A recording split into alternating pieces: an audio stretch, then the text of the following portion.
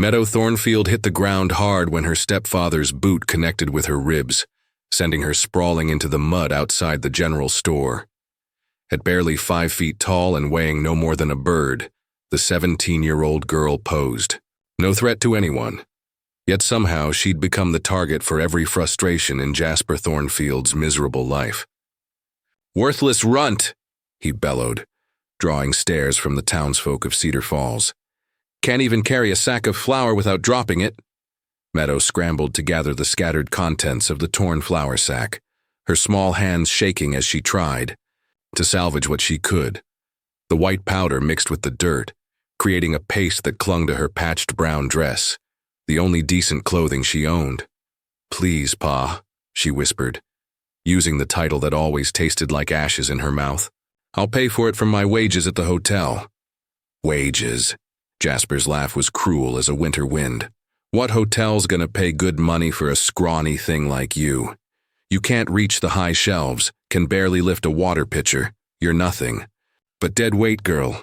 The crowd that had gathered began to murmur among themselves, but not one person stepped forward to help. Meadow had learned long ago not to expect kindness from the people of Cedar Falls. To them, she was just Jasper's burden, the unwanted stepdaughter he'd inherited when he married her dying mother 3 years ago.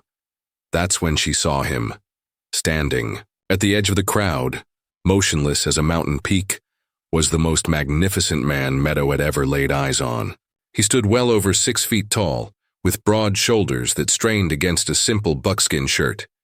His skin was bronze from the sun, his black hair tied back with leather cord, and his dark eyes held a fierce intelligence that seemed to take in everything at once. He was Apache, she could tell from his bearing and the traditional knife at his belt, and he was watching her with an intensity that made her breath catch in her throat. Talon Nightwind had come to Cedar Falls to trade furs for supplies, as he did every few months. But the scene unfolding before him made his jaw clench with barely contained fury. The small woman, barely more than a girl, was being brutalized by a man twice her size, while a dozen townspeople stood by doing nothing. In his tribe, protecting the weak was considered the highest honor. What he was witnessing went against everything he'd been taught about strength and responsibility. "Enough," he said, his voice carrying across the square like thunder. Jasper spun around, his face flushing red when he saw who had spoken. "This ain't your concern, Redskin. Move along." Talon stepped forward, and despite being outnumbered by the hostile crowd, every person there took an involuntary step backward. There was something about him, a coiled power, a sense of danger barely held in check that commanded respect even from those who despised his people. "The girl," he said simply. "You will not strike her again. She's my stepdaughter, and I'll discipline her as I see fit." Jasper's voice cracked slightly, betraying his fear. Meadow looked up from where she knelt in the mud, and her eyes met Talon's across the circle of onlookers. Something passed between them in that moment, a recognition that went deeper than words. She saw strength where she had known only weakness, protection where she had found only cruelty. Talon saw something else entirely. Despite her small size and obvious mistreatment, there was a fire in her green eyes that refused to be extinguished. She had endured more than most warriors he knew, yet she hadn't broken. In his culture, such resilience was prized above all else. "Stand up," he told her gently. Meadow rose slowly, still clutching the remnants of the flour sack. At her full height, the top of her head barely reached his chest, but she lifted her chin and met his gaze without flinching. "What is your name?" he asked. "Meadow," she whispered, aware that every eye in the square was upon them. "Meadow," he repeated, as if testing how it sounded. Then, turning to face Jasper, he spoke words that would change everything. "I wish to buy her." The silence that followed Talon's declaration was deafening. Even the wind seemed to hold its breath as the meaning of his words sank into the gathered crowd. Jasper's mouth opened and closed like a fish gasping on dry land, while Meadow felt her heart hammering against her ribs. "Buy her?" Jasper finally sputtered. "She ain't for sale." "Everything has a price," Talon replied calmly. From a leather pouch at his belt, he produced a handful of gold coins that gleamed in the afternoon sun. "Name yours." The sight of real gold changed everything. Meadow watched her stepfather's expression shift from indignation to calculating, greed, and she knew with sinking certainty that her fate was about to be decided by men who saw her as nothing more than property. "Now hold on." Mayor Cornelius Fitzwater pushed through the crowd, his face red with exertion and outrage. "We can't have savages coming into our town and buying our women like cattle." "She is not your woman," Talon observed, his dark eyes never leaving the mayor's flustered face. "She belongs to him," he nodded toward Jasper, "and he treats her worse than cattle." Several townspeople shuffled uncomfortably, unable to deny the truth in his words. They'd all seen how Jasper treated his stepdaughter, the bruises she tried to hide, the way she flinched when he raised his voice, the gradual dimming of what had once been a bright, spirited girl. "The Apache speaks truth," said an unexpected voice from the crowd. Old Doc Whitman stepped forward, his medical bag clutched in his weathered hands. "I've treated that girl's injuries more times than I care to count. Broken ribs, black eyes, cuts from accidents that look suspiciously like boot prints." Jasper's face turned purple. "You stay out of this, Doc. What happens in my house is my business." "Not when it involves a young woman who can barely defend herself," Doc Whitman replied firmly. He looked at Talon with grudging respect. "At least this man's offering to pay. More consideration than you've ever shown her." Meadow felt dizzy with the surreal turn her life had taken. This morning she'd woken up dreading another day of Jasper's cruelty and the townspeople's indifference. Now she was being discussed like merchandise while a powerful Apache warrior offered gold for her freedom. But was it really freedom? Or was she simply trading one form of captivity for another? $500, Jasper said suddenly, his greed overcoming his pride. "Gold, right here, right now." Gasps rippled through the crowd. $500 was more than most families in Cedar Falls earned in 2 years. It was also, Meadow realized with a sick feeling, confirmation that her stepfather had been planning to sell her all along. Talon didn't hesitate. He counted out the coins, their metallic chiming creating an eerie soundtrack to the transaction. 500, he agreed. "But understand this, once the gold changes hands, she is under my protection. If you or anyone else in this town ever raises a hand to her again, you will answer to me." The threat in his voice was unmistakable, and Jasper took an involuntary step backward. Fine, just take her and go." "Wait!" Meadow's voice cracked like a whip across the square.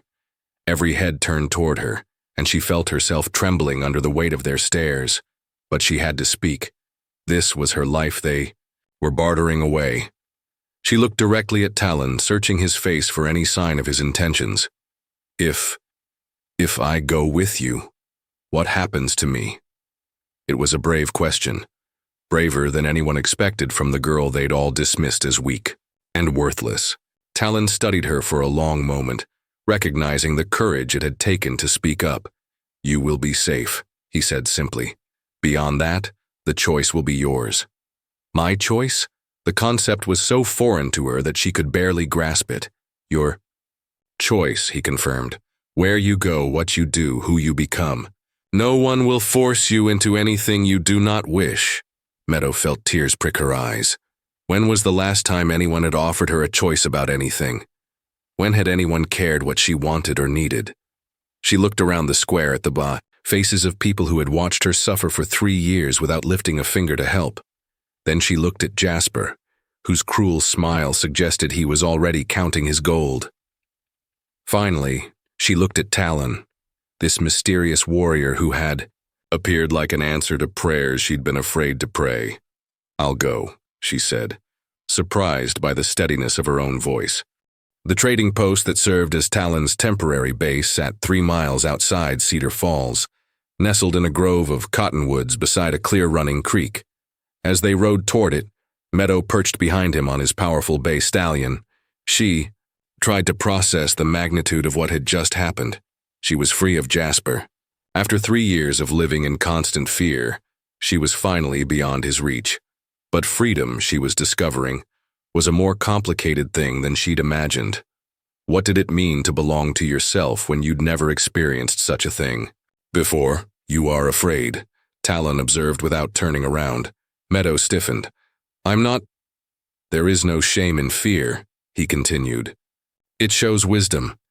You do not know me or my intentions. Caution is intelligent. His matter-of-fact acknowledgement of her feelings surprised her.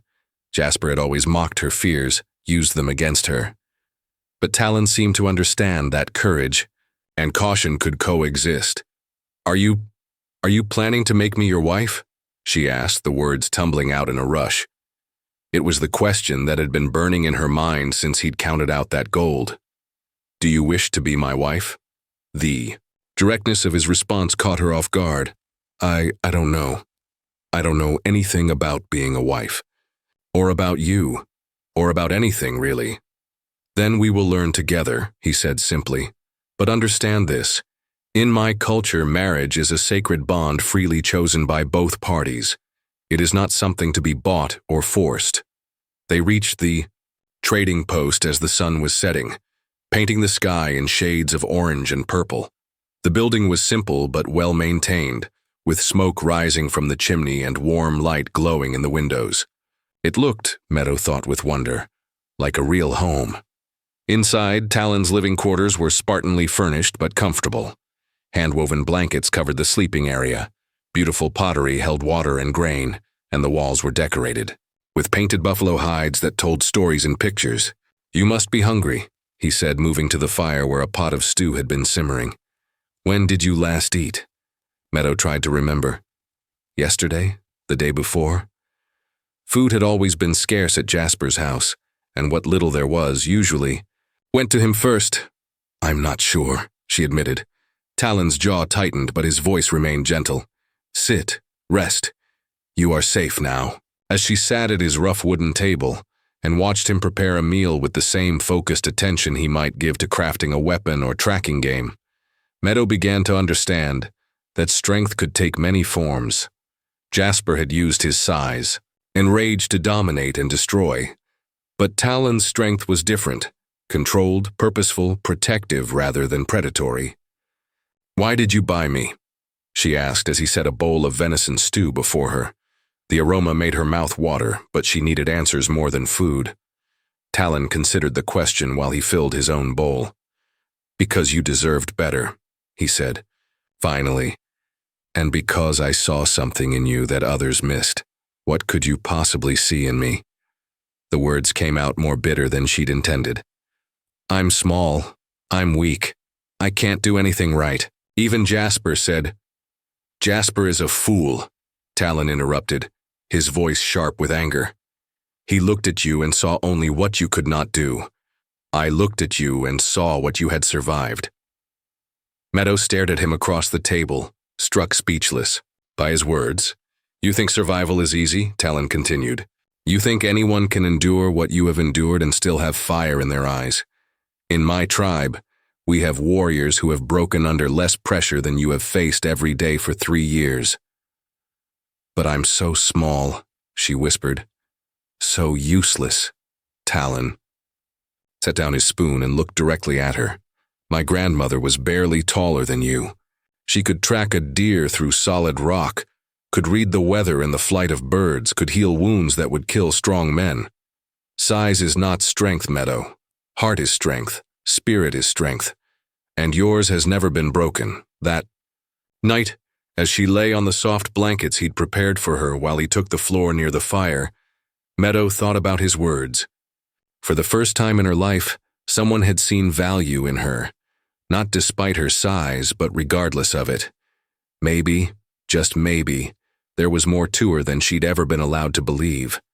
The morning brought revelations that changed everything Meadow thought she knew about strength. She woke to find Talon already up, moving through a series of fluid exercises that combined combat techniques with what looked almost like a dance. His movements were precise, controlled, and devastatingly beautiful. But what caught her attention wasn't his obvious physical prowess. It was the way he cared for the injured hawk perched near the window. Her wing was broken when I found her, he explained, noticing Meadow's interest. She cannot fly yet, but she will. Sometimes the smallest creatures are the fiercest fighters. As he gently examined the hawk's wing, checking the splint he'd crafted, from thin wood and leather strips, Meadow saw a tenderness that contrasted sharply with his warrior's reputation. His huge hands, capable of wielding knife or tomahawk with deadly precision, were infinitely gentle with the fragile bird. "How do you know she'll fly again?" Meadow asked. "Because she refuses to die," Talon replied. "Look at her eyes. She has not given up. The body heals when the spirit remains strong." Over the following days, Meadow discovered that Talon's strength extended far beyond physical prowess. He was fluent in 4 languages, could read and write better than most of the so-called educated men in Cedar Falls, and possessed knowledge of medicine, engineering, and agriculture that put the town's self-proclaimed experts to shame. "My people sent me to the white man's schools when I was young," he explained as he taught her to identify medicinal plants along the creek bank. "They believed knowledge was a weapon that could not be taken away. They were right, but why come back here? Why not stay with your own people?" Talon was quiet for so long that Meadow thought he wouldn't answer. Finally he spoke. "My tribe is gone, driven from our ancestral lands by the army, scattered to reservations, hundreds of miles apart. I am between worlds now. Too Apache for the white settlements, too educated for some of the reservations." Meadow felt a kinship with his loneliness that surprised her. "Is that why you live alone?" "I chose solitude over compromise," he said. Until now, the words hung in the air between them, loaded with meaning that Meadow was still learning to interpret. But she was beginning to understand that this powerful man was as displaced and rootless as she had been. It was during her second week at the trading post that Meadow discovered her own hidden strengths. While exploring the area around their temporary home, she found a family of settlers whose wagon had broken down. The woman was in labor, her husband was injured, and their 2 small children were crying from hunger and fear. Without thinking, Meadow took charge. She sent the oldest child running for Talon, while she began organizing what needed to be done. By the time he arrived, she had the injured man's wound cleaned and bandaged, had gathered wood for a fire, and was coaching the laboring woman through her contractions. "How did you know what to do?" Talon asked later, after they'd successfully delivered a healthy baby boy and helped the family on their way. "I don't know," Meadow admitted. "I just saw what needed doing and did it." "That," Talon said with quiet pride, "is leadership. True strength is not about size or force. It is about seeing what others cannot see, doing what others will not do." That evening, as they sat by the fire sharing a meal of fresh trout from the creek, Talon made an observation that stopped her cold. "You have been asking what I see in you," he said. "Perhaps it is time to ask what you see in yourself." Meadow looked down at her hands, small hands that had delivered a baby, had tended wounds, had coaxed life from injured things. They were the same hands Jasper had called useless, but she was beginning to see them differently. "I see." She paused, struggling to put her emerging self-awareness into words. "I see someone who's stronger than she looks, someone who can be useful, someone who might actually be worth something." "Worth everything," Talon corrected, gently. "To the right person." Their eyes met across the fire, and Meadow felt something shift inside her chest, a warmth that had nothing to do with the flames, and everything to do with the way he looked at her. Not with pity or condescension, but with respect, with genuine caring, with love. The realization should have terrified her. Instead, it felt like coming home. The first real test of their growing bond came when Jasper arrived at the trading post 3 weeks later, drunk and belligerent, demanding to reclaim his property, Meadow. Was hanging laundry by the creek when she heard the commotion, her stepfather's slurred voice raised in anger, followed by Talon's calm but deadly responses. Her blood turned to ice as she recognized the dangerous edge in both men's voices. She ran toward the cabin, her heart hammering. and arrived to find them facing each other in the clearing. Jasper held a bottle in one hand and a rusty pistol in the other, while Talon stood empty-handed but coiled like a spring. "Give her back," Jasper snarled. "That gold don't mean nothing. She belongs to me." "The gold was payment," Talon replied, his voice steady as stone. "The transaction is complete. Leave now while you still can." "I don't take orders from no savage." Jasper raised the pistol with shaking hands. "Meadow, get over here right now or I'll put a bullet in your redskin." "Protect her." Every instinct screamed at Meadow to obey. 3 years of conditioning told her to submit, to avoid making things worse, to accept that this was her fate. But as she looked at Talon, this strong, proud man who had shown her nothing but kindness, she felt something new rise up inside. Her fury, pure, righteous fury at the thought of anyone harming him. "No," she said, stepping forward to stand beside Talon. "I won't go with you, Jasper. Not now, not ever. You little witch." Jasper's face turned purple with rage. "You think you're too good for your own family? Think this savage cares about anything but having a white woman to warm his bed?" The crude words stung, but Meadow stood her ground. "I think he cares more about me in 3 weeks than you did in 3 years. Ungrateful brat." Jasper swung the pistol toward her. "Maybe I should just put you out of your misery." What happened next unfolded so quickly that Meadow barely saw it. Talon moved like lightning, covering the distance between them before Jasper could react. The pistol flew from her stepfather's grasp, and suddenly Jasper found himself on his back with a knife at his throat. "You pointed a weapon at her," Talon said, his voice deadly quiet. "In my culture, that is an act of war. Don't kill me," Jasper whimpered, all his bluster evaporating in the face of real danger. "Give me one reason why I should let you live." Meadow could see the barely leashed violence in Talon's posture, could sense how close he was to ending Jasper's life. Part of her, the part that had endured years of abuse and humiliation, wanted him to do it, but a larger part, the part that was learning to be better than her circumstances, spoke up. "Because I'm asking you not to," she said softly. Talon's dark eyes flicked to her face, reading the sincerity there. Slowly, he pulled the knife away from Jasper's throat and stood up. "You have until sunset to be gone from this territory," he told the cowering man. "If I see you again, if I hear you, have threatened her in any way, I will find you. And next time I will not be merciful." Jasper scrambled to his feet and fled, not even bothering to retrieve his dropped pistol. In the silence that followed, Meadow felt her knees go weak with delayed reaction. Talon caught her as she swayed, pulling her against his chest, while she trembled with the aftermath of terror and rage. "It's over," he murmured into her hair. "He's gone, you're safe." "I was so scared," she whispered. "Not for me, for you. I thought he might hurt you and I couldn't bear it." Talon pulled back to look at her, his hands cupping her face gently. "You were willing to die to protect me." "Of course I was." The words came out without thought, straight from her heart. "I love you." The confession hung in the air between them, naked and vulnerable. Meadow's eyes widened as she realized what she'd said, but she didn't take it back. It was true, and they both knew it. "Aya," Talon said, using the Apache word that meant both yes and always. "And I love you, Meadow, with everything I am." When he kissed her, it was with a reverence that made her feel precious beyond measure. This was what love was supposed to feel like, she realized.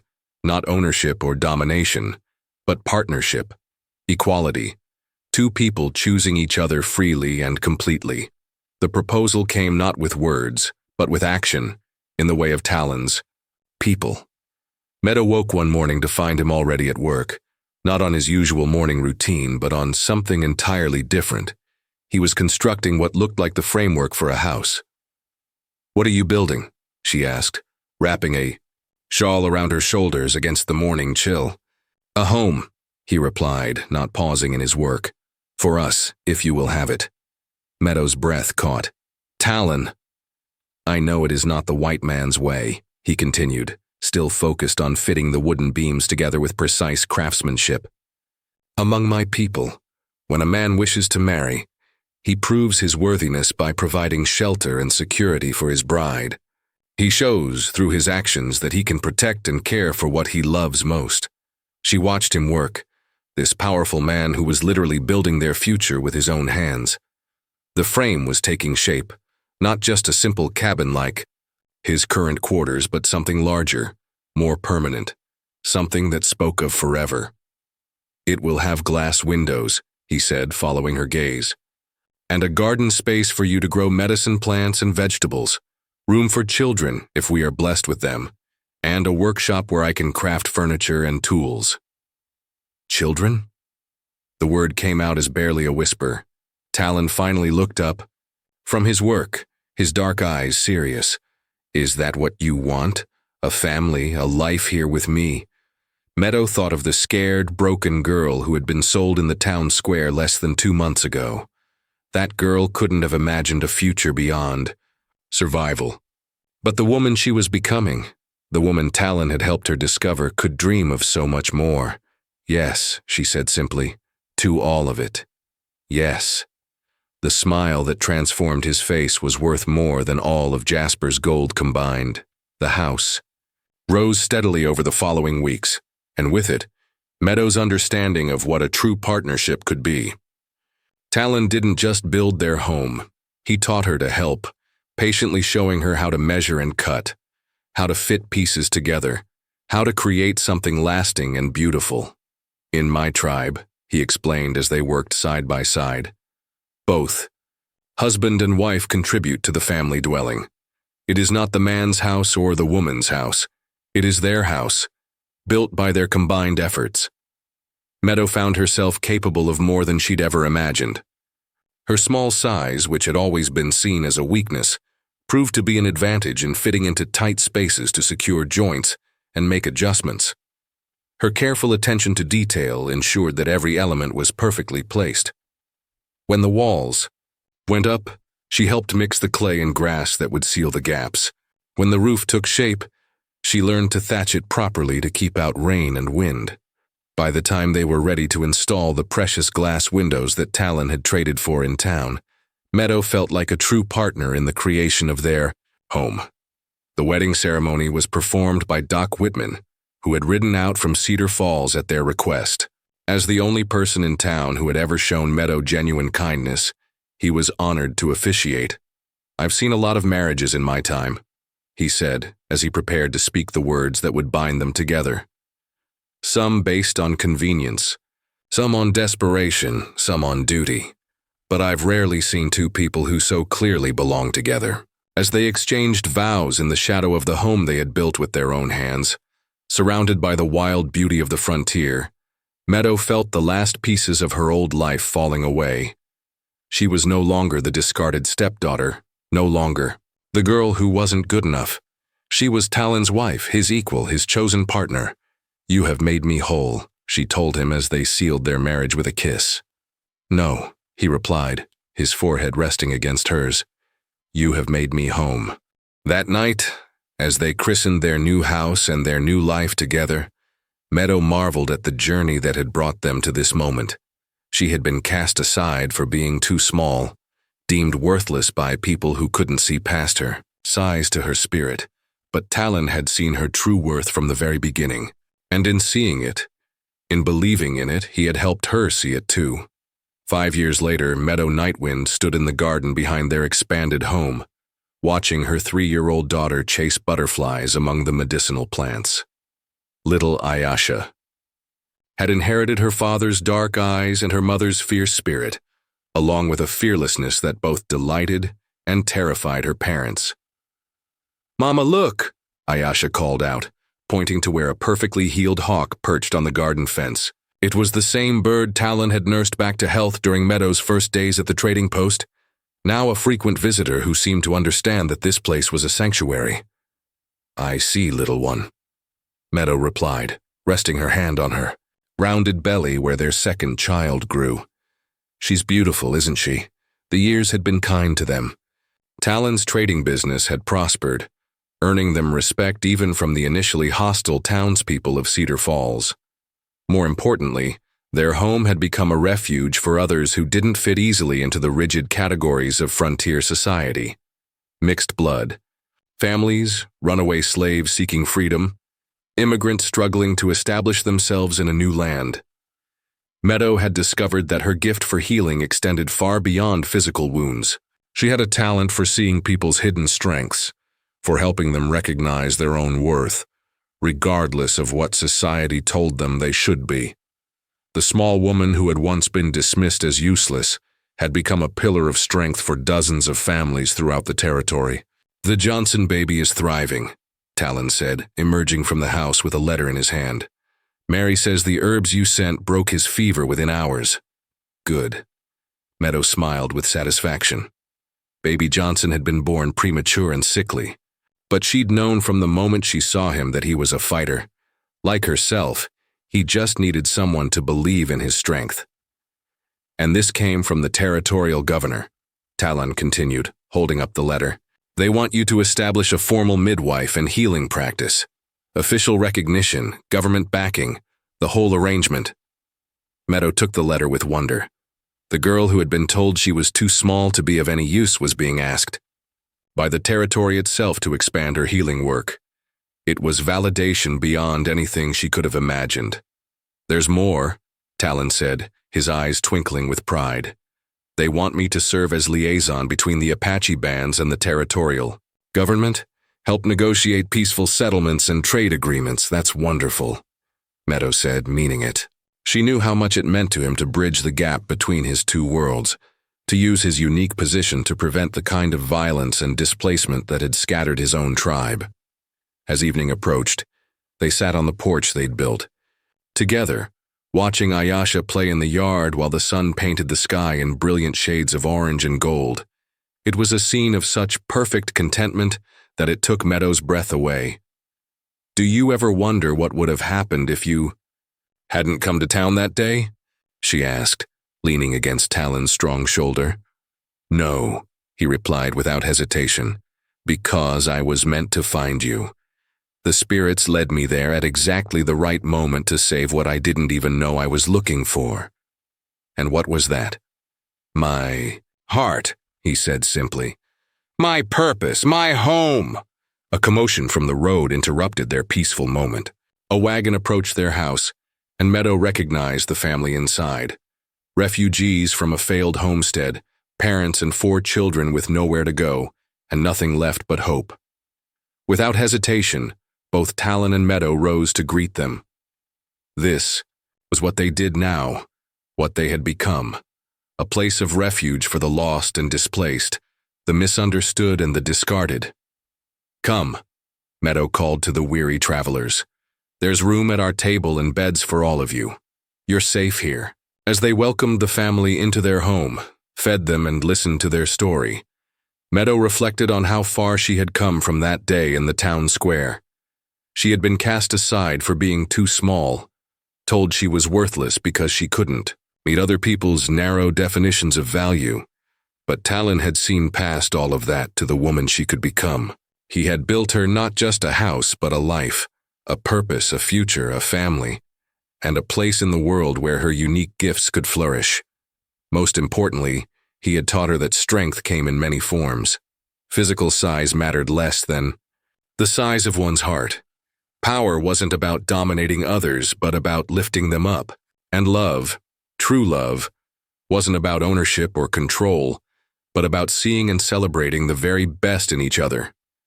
As she tucked Ayasha into bed that night, her daughter asked the question that had become their family's bedtime ritual. "Tell me how you and Papa met." "Well," Meadow began, brushing a strand of dark hair from her daughter's face. "Once upon a time, there was a girl who was told she was too small to matter. But then a strong Apache warrior looked at her and saw not what she lacked, but what she possessed: courage, spirit, and a heart big enough to change the world." "And they lived happily ever after?" Ayasha asked sleepily. "They lived purposefully ever after," Meadow corrected gently, which turned out to be even better. Outside, the wind sang through the trees that sheltered their home, and somewhere in the distance, a hawk cried its wild song of freedom. It was the sound of dreams fulfilled, of lives redeemed, of love that had conquered every obstacle placed in its path. Meadow smiled as she closed her daughter's door and went to join her husband by the fire. Tomorrow would bring new challenges, new people to help, new ways to prove that the smallest person could cast the largest shadow. But tonight, she was simply home, in the house that love built, with the man who had seen her worth when no one else could, surrounded by the family and community they had created together from nothing more than faith, hope, and an unshakable belief in each other. It was, she thought as Talon pulled her into his arms, the most beautiful story she could have ever imagined, and it was only the beginning.